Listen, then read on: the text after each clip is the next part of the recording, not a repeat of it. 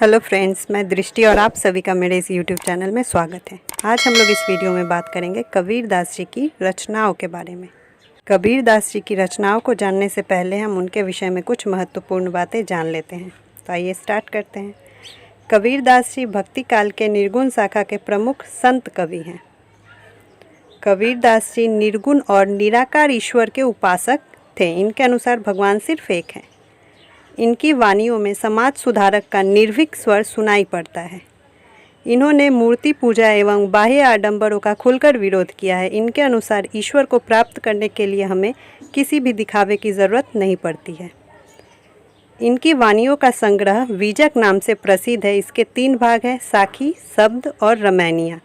इनकी भाषा सधुक्करी भाषा या पंचमेल खिचड़ी भाषा कही जाती है, क्योंकि इनकी भाषाओं में बहुत सारी भाषाओं और बोलियों का समावेश पाया जाता है।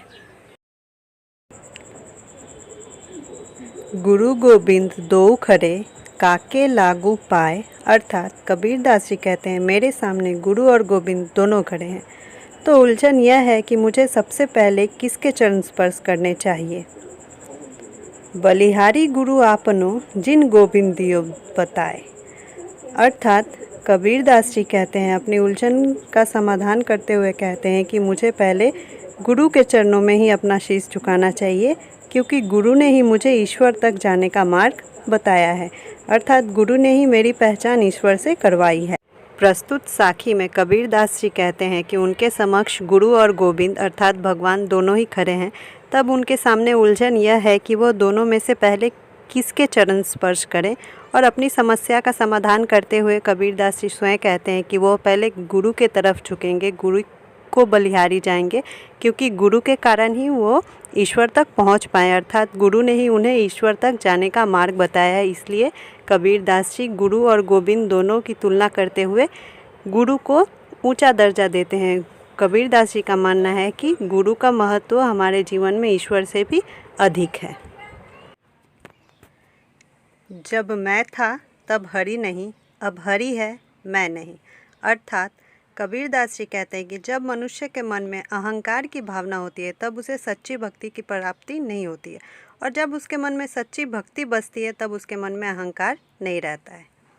प्रेम गली अति सांकरी तामे दो न समाही, अर्थात 2 भावनाएं एक साथ मन में नहीं समा सकती है, क्योंकि प्रेम की गली जो है वो बहुत ही पतली है, तंग गली है। उसमें प्रेम और भक्ति दोनों एक साथ नहीं समा सकते हैं। प्रस्तुत साखी का भाव यह है कि जब मनुष्य के हृदय में मैं रहता है अर्थात अहंकार बसता है, तब उसे सच्ची भक्ति की प्राप्ति नहीं होती है, उसे ईश्वर की प्राप्ति नहीं होती है। और जब उसे सच्ची भक्ति की प्राप्ति हो जाती है तब उसके मन में अहंकार नहीं बसता है।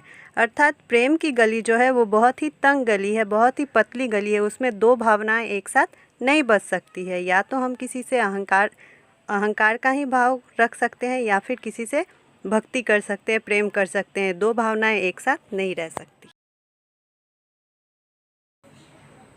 कांकर पाथर जोड़ी के मस्जिद लई बनाई, अर्थात कबीर दास जी मुसलमानों के खुदा को याद करने के ढंग पर अर्थात अजान करने के ढंग पर करारा व्यंग करते हुए कहते हैं कि मनुष्य कंकड़ और पत्थरों के जोड़ से मस्जिद का निर्माण तो कर लेता है, ताचड़ी मुल्ला बाग दे क्या बहरा हुआ खुदा है।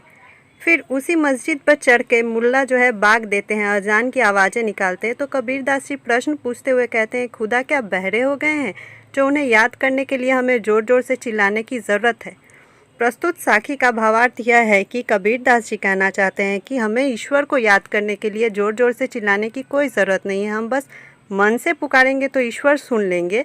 तो यहाँ पे मनुष्य क्या करते हैं, कंकड़ और पत्थर से मस्जिद बना लेते हैं और उस पर चढ़ के अजान देते हैं, ज़ोर ज़ोर से चिल्लाते हैं। तो कबीर दास जी का पूछने का भाव यह है कि क्या खुदा जो है वो बहरे हो गए हैं, जो हमें ज़ोर ज़ोर से चिल्लाने की ज़रूरत है। ऐसा करने की कोई ज़रूरत नहीं है।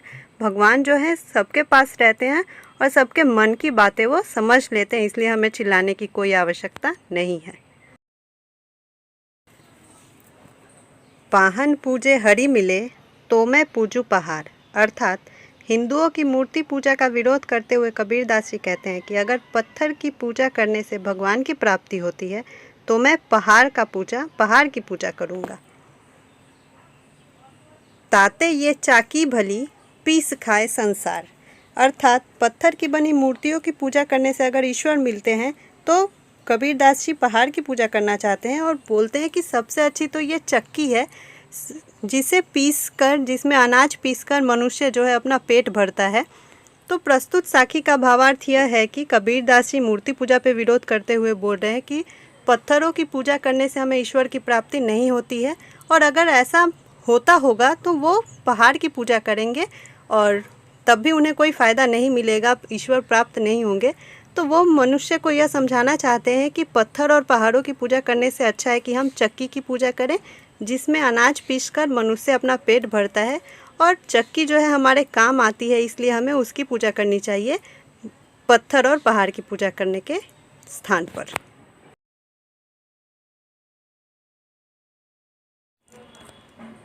सात समंदर की मसी करो लेखन ही सब बन रहा है। अर्थात ईश्वर के अनंत गुणों का वर्णन करते हुए कबीरदास जी कहते हैं, अगर हम सात समंदरों को स्याही का रूप दे दें और दुनिया के सभी जंगलों के पेड़ों की लकड़ियों से कलमे बना लें, तब भी हम ईश्वर के गुण नहीं लिख सकते हैं। सब धरती कागज करो हरिगुण लिखा न जाए। अर्थात पृथ्वी को कागज के रूप में प्रयोग कर ले, समस्त पृथ्वी को अगर कागज के रूप में प्रयोग कर ले, तब भी हम ईश्वर के गुणों का वर्णन नहीं कर सकते हैं। प्रस्तुत साखी में कबीरदास जी ईश्वर के अनंत गुणों का वर्णन करते हुए कहते हैं कि अगर हम सात समुंदरों के जल से स्याही बना लें और सभी जंगल के लकड़ियों से कलमे बना लें और समस्त पृथ्वी को कागज का रूप दे दें, तब भी हम ईश्वर के गुणों को लिख के नहीं बता सकते हैं, ईश्वर के गुणों का वर्णन नहीं कर सकते हैं। अर्थात ईश्वर बहुत गुणवान है जिसका वर्णन हम लोग नहीं कर सकते हैं। Thanks for watching friends. अगर ये वीडियो पसंद आए तो सब्सक्राइब करना ना भूलें। Bye bye.